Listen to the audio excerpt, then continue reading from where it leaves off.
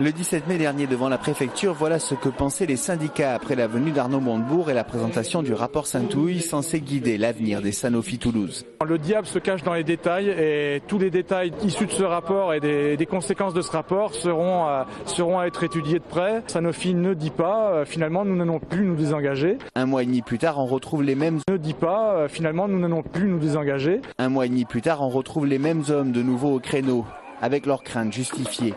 Aujourd'hui, leur avenir est évoqué à Paris.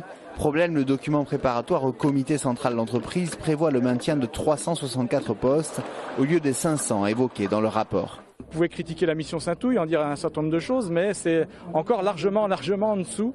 Là, M. Lajoux aujourd'hui dit oui, on pourrait discuter, peut-être que 500 emplois. Néanmoins, sur le papier, il y a bien marqué 364. Et tant qu'il y aura marqué 364 emplois, on continuera à se mobiliser, à manifester.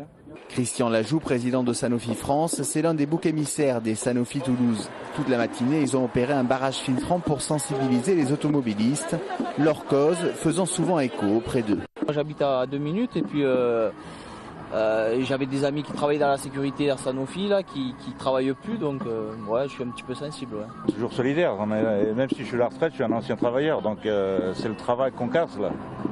Donc c'est tout le reste quoi, qui part avec.